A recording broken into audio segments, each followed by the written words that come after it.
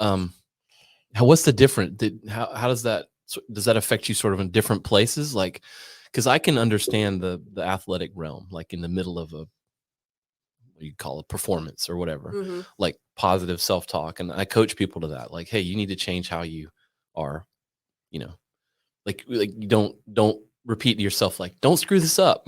Uh-huh. You're going to mess this up. You're going to mess it. That's negative. That's going to kind of Hmm. feed that negative monster.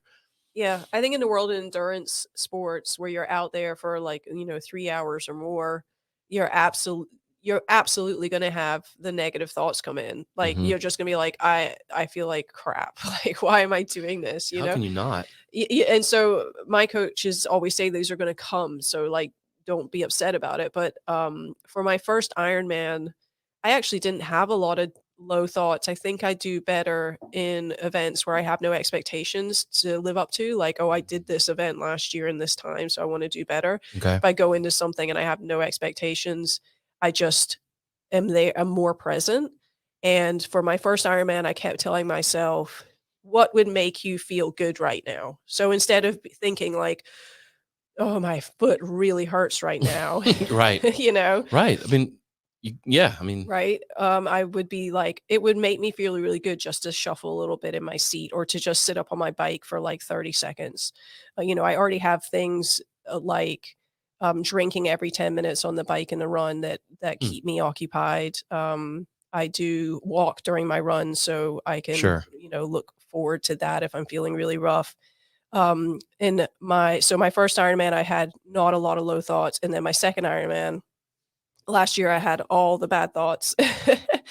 And so I really, like, mile 15 of the marathon, had to dig myself out of that because I was feeling bad. Like, I couldn't run. Mm, My abdomen was all cramped up, and I didn't know why. I've been very lucky that I haven't experienced a lot of, like, GI stress, which is very common in endurance athletics, but I sure. just haven't had it. And I wouldn't necessarily say it was GI stress, but it was just my entire abdomen was just all cramped You're up. halfway through a marathon. Yeah, and I The run told is last, right? yeah, the Yeah. run's last. Yeah. But, I had to the people out there are really encouraging. Most of them are. All the women are really encouraging. Sometimes the guys can be a bit nasty out there.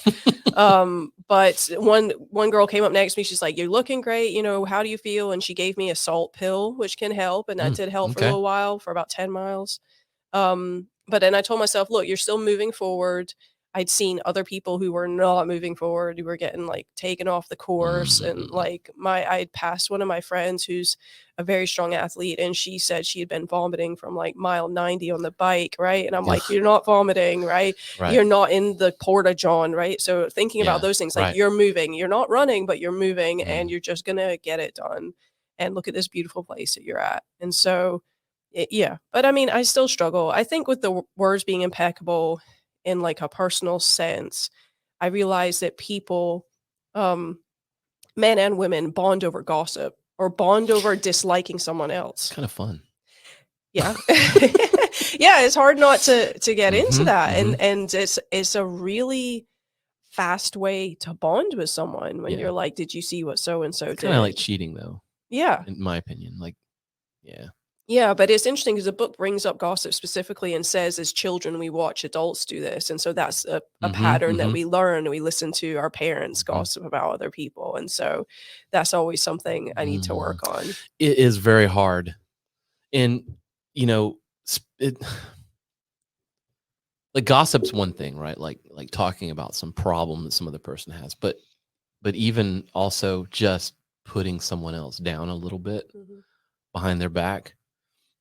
It's very hard to not do that. Mhm. Like I would encourage anybody listening to sort of audit how many times a day they might do that. Mhm. It's really hard to be that person that's like, no, we're not going to do that here.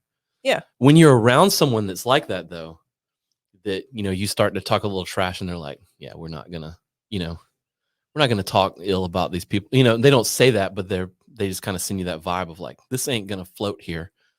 You kind of respect that person a little bit more. I would hope so. I feel I like do. I'm always like, damn. yeah, I feel like I've been in situations where someone's tried to talk about Hmm. someone else and I try and redirect the conversation. Hmm. And that's an awkward place to How be in. about how about professionally? Because I can say that I can't remember any specific stories, but I can remember early on in my business, just talking shit about like the competition or who Yeah. I thought was, another firm in town that I thought was like, there's always that one, those companies that you're like going for projects at the same time together. And Mhm. I can recall being in a meeting with a client where we're pitching, and I know that they were pitching or had pitched whatever. And I'm kind of like, well, we're not going to be like them and like fuck you up, Right. you know? Right. And I feel like that always kind of bites you in the ass. Yeah, I mean, I haven't actually been in many situations where I would have identified my competitors and maybe been in the same building to pitch something, so I haven't had that specifically, but I will admit to it. but what I will say that I've realized is a red flag, and I know that you will know this is a red flag as well, is speaking to a new prospect and they are ripping their current Yeah. developer or digital Oof. marketer a new one There's about always two how sides to a bad story. they are. Mhm. And you're like, "Oh, no, we won't be like that, right? We're not like that. We'll have open community, blah, blah, blah." And Yeah. then, fast forward 6 months and you're like, "We can no longer work together." And you're like, "Okay, you're gonna go out there and talk the same about me, but, Yeah. like, It's a pattern. now I understand because Mhm. you're." Yeah, I'm not surprised your web developer went MIA Mhm. because I wanna do that right now. Mhm. It's a pattern. Yeah. It's a pattern with people, and then, as a result, the business is just made up of people, but yeah, it's definitely a pattern. That's a huge red flag for me now. Now it Yeah. takes a while, right? Because 'Cause you're like, Sure, "Oh, always. we can do so much better. Well, you're That sounds always internally horrible." focused. You're always Mhm. focused on what you can do. You never stop to listen to like, why are they saying that? Mm.